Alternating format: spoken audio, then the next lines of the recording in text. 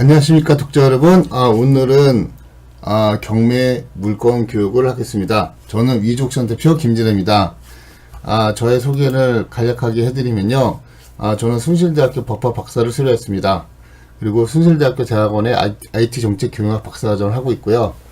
저서는 유치권 소송 실무를 책을 출간했습니다. 그래서 교보문고, US24, 그 다음 명품문고 다 나와 있습니다. 그리고 이제 또 서점에도 다 있고요. 그 다음에 이제 저의 논문은 경매 절차상 유치권의 효력을 지금 쓰고 있고요. 그 다음에 현재는 서울대학교 평생교육원의 교수로 있습니다. 그리고 방문각에 이제 경매 교수로 있고요. 제가 이제 제 꿈이 뭐냐면요, 경매를 가장 쉽게 학문화 시켜서 좀 이렇게 가르치는 거, 아니면 이제 강의해 보는 걸 하고 싶습니다. 그게 좀, 왜냐면 경매라는 것이 좀 이렇게 서적들이 이제 쉽게 나오거나 아니면 좀 어렵게 나오거나 그런데 중간이 좀 없는 것 같아요. 왜 그러냐면은 경매는 잘하는 사람이 못하는 사람이거든요. 그러니까 고수 아니면 초보 뭐 이렇게 돼 있어요. 근데 사실은 고수 아니면 초보가 아니고요. 뭐 그게 아닌 것 같아요. 제 생각에는. 왜냐면요, 경매를 입찰해 보시면 알겠지만, 운도 많이 따라줘야 되는 것 같아요. 운이. 아니, 이제 왜 그러냐면은, 계속 높은 물건이 계속 나오잖아요? 그러면은, 한 건도 낙찰을 못 받아요. 그래서, 운도 좀 필요하다라는 생각이 듭니다. 또 하나는 뭐냐면, 우리가 이제 경매를 투자하든, 부동산을 투자하든, 이제 저희가 기초 지식은 있어야 됩니다. 그래서 이제 경매 학원에 가시면은 많이 이게 배우시는 게 있어요. 그게 뭐냐면은 먼저 철학을 배웁니다. 투자의 철학. 그러니까는 뭐 경매가 어떻고 뭐 공매가 어떻고 이런 거 맨 처음 배우거든요. 가면은 공매는 뭐 캠코에서 하고 경매는 법원에서 하고 그다음에 뭐 절차가 이렇게 되고 저렇게 되고 뭐 공매는 인터넷으로 하고 그런 게 중요한 것이기도 하죠. 근데 더 중요한 게 있습니다. 저희 철학. 내가 어떻게 경매를 할 것인가가 제일 중요합니다. 예. 근데 제 생각은 이렇습니다. 저의 철학은 투자의 목적이 있어야 된다는 것이죠. 그래서 경매를 왜 하느냐가 제일 중요한데 임대 수익을 낼 목적으로 경매를 하는지 아니면 단기 매매로 할 것인지 장기 보유로 할 것인지를 정하는 게 좋을 것 같습니다. 두 번째로는 경매를 하는 목적이 자금의 안정성이 필요하다는 거죠. 그래서 뭐 묻지마 투자 있지 않습니까? 묻지마 투자해서 막 투자를 해요. 그 다음에 이제 원금 회수가 안 돼요. 이게 이익도 회수가 안 되고 원금도 회수가 안 돼요. 이런 경우가 생기면 상당히 손해를 봅니다. 그래서 경매는 안정성이 있다라는 생각을 합니다. 그 다음에 이제 환급성이 있습니다. 이거 뭐냐면요, 돈을 주고 어떤 물건을 낙찰을 받아요. 그러면은 다시 또 돈을 확보해서 다른 물건을 살 수 있는 그런 물건이 있어야 됩니다. 안 그러면은 계속 묶여 있거든요. 그러면 또 종잣돈을 만들어서 또 다른 거를 하려면 또 그만큼 시간이 걸려요. 그럼 1년에 투자를 몇 개 못 합니다. 투자를요. 그래서 만약에 이제 그거 있잖아요. 아파트를 사서 아파트를 또 살려면요, 뭐 예를 들어서 매매가 잘 되는 물건을 해야 됩니다. 원래는요. 이건 단타에 해당이 되는 건데, 매매가 잘 돼야지만 또 그걸 팔고 또 사고 그걸 팔고 또 사고 또 사고 할 수가 있잖아요. 근데 매매가 안 되는 물건을 하시면요, 돈이 묶여요. 돈이. 그러면 이제 다음 단계로 가는 거죠. 수익성이 잘 나오는 물건으로 해야죠. 그러니까 왜냐면 임대료가 잘 나온다는 건 뭐냐면 전세를 주는 거예요. 전세를 줘갖고 그거를 전세 가격, 이제 전세 받은 돈으로 투자를 하는 거죠. 이거 갭 투자라고 하지 않습니까? 그래서 우리는 이제 경매는 이렇게 총 3가지로 하는데요. 그래서 우리는 이렇게 해야 됩니다. 안정성, 황금성, 수익성, 이렇게 3개가 가장 중요합니다. 그래서 요거를 가장 중요시하게 생각을 해야 되고요. 그 다음에 부동산 세금이 중요합니다. 내가 이제 아무리 잘 낙찰을 받고 또 아무리 잘 관리를 해서 잘 팔았는데 세금을 많이 내게 생겨요. 그러면 예상했던 거와 달리 너무 아깝게 생각하는 거죠. 국가에서 세금 내는 건 정당한 일입니다. 근데 너무 많이 내는 거는 안 되는 거죠. 왜? 나의 세금에 대한 지식이 짧은다는 거죠. 그러니까는 그 어느 정도 보유를 해야지만, 부동산을 사고 보유를 해야지만 세금이 줄어듭니다. 근데 바로바로 팔게 되면요, 세금이 많아져요. 많습니다.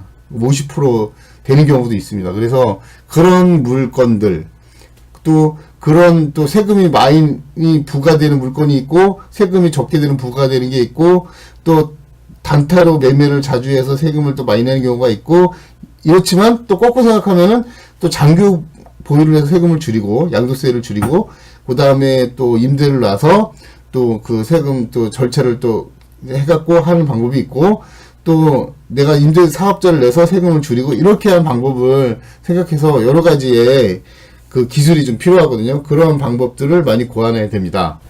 그 다음에 제일 중요한 게 뭐냐면요, 자금 계획입니다.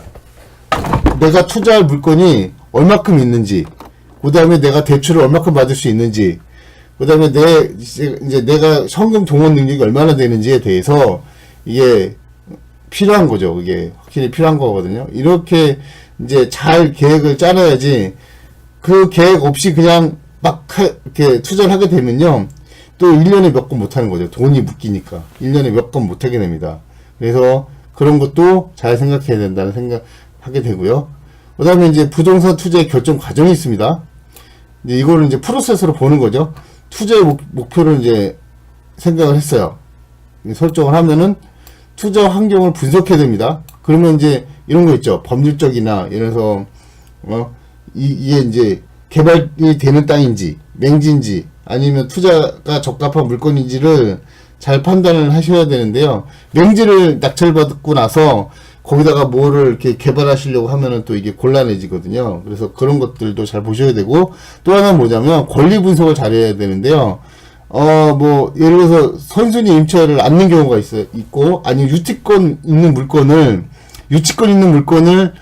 낙찰을 받았는데 갑자기 유치권의 그 채권을 내가 물어줘야 하는 경우가 있습니다. 이런 경우, 이런 거를 이제 잘 조심해야 된다는 거죠. 그 다음에 이제 무허가 건축물이 있는 상가를 받았는데 그게 계속 과태료가 부과가 됐어요. 근데 그거를 내가 해결할 수 있는 능력이 됩니다. 지식이 있어요. 그런 거 물건이 수익이 남는 거거든요. 근데 그런 것들. 그 다음에 이제 제가 대출을 남보다 많이 빼낼 수 있습니다.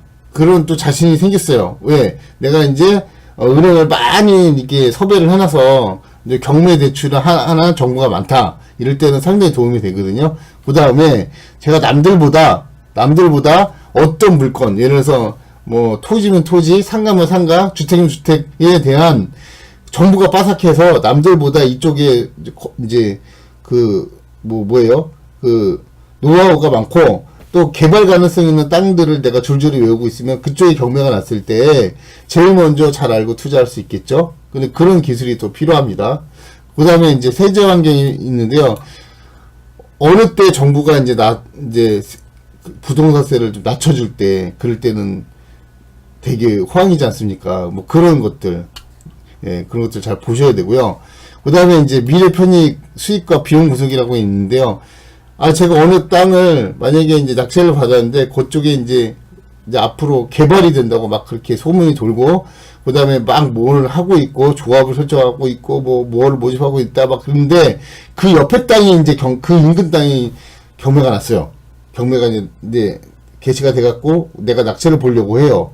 그러면 제가 이제 낙찰을 보고 나서, 이 토지가 정말 몇 년 후에는, 이게 더 많이 오를 것이다. 이렇게 미래적으로 오를 것이다. 옆에 땅이 개발이 되니까 반사적인 효과가 있을 것이다. 이런 것들을 분석을 하는 거죠. 아니면 지금 당장 개발은 안 하지만 자꾸 이렇게 그 앞에 땅이 개발되고 또 앞에 땅이 개발되고 그 내 땅까지 오려면 최소한 한 5년, 3년, 그러니까 3년에서 5년 정도가 있으면 내 땅도 개발해야 될 확률이 있다 라고 생각하실 때는 그때까지 기다리는 노하우가 필요하고, 그 다음에 그때까지 이제 계속 운영할 수 있는 비용과, 그 다음에 내가 얼마큼 수익이 남을지를 계산할 수 있는 능력이 돼야 됩니다. 그 다음에 이제 투자 합리성 분석이라는 게 있는데요. 투자 합리성은 뭐냐면, 내가 어떤 물건을 투자를 했는데, 그 물건에 대해서 정확하게, 나가는 돈과 들어오는 돈을 정확히 계산해야 되거든요. 근데, 감정적인 투자를 할 수가 있어요. 나는 어느 물건을 정확히 알기 때문에, 나는 이거는 그냥 하겠다. 라고 해서 감정적으로, 나 이 물건이 왠지 좋다. 해갖고 묻지마 투자식으로 가게 되면, 나중에는, 실패를 할 수가 있다는 거죠. 그래서 그런 것들을 유의해야 됩니다. 그 다음에 이제 의사결정이라는 말이 있습니다. 이건 뭐냐면, 내가 낙찰 가격을 정했어요. 그러니까, 거기 그 물건에 대해서 임장조사, 시세조사, 정보 파악, 그 다음에 대출도 맞춰놓고, 자기자본도 맞춰놨는데, 내일이 이제 낙찰이 이제 입찰을 보러 가는 날입니다. 근데 계속 헷갈리는 거죠. 그 물건이 2억이라면, 1억 6천원 써야 될지, 1억 8천원 써야 될지, 막 계속 헷갈릴 수가 있거든요. 근데 오늘 안 정해 놓으시면, 내일도 계속 헷갈립니다. 이게. 내일도 선택을 못 할 수가 있고, 또 놓칠 수가 있습니다. 그래서, 확고한 의사결정이 필요한 거죠. 이게 딱, 나는 1억 8천에 해야 되겠다. 그러면 1억 8천에 오늘 정해놓고, 그 다음에 입찰서에다 1억 8천을 기재해놓고, 내가 딱 내시는 거예요.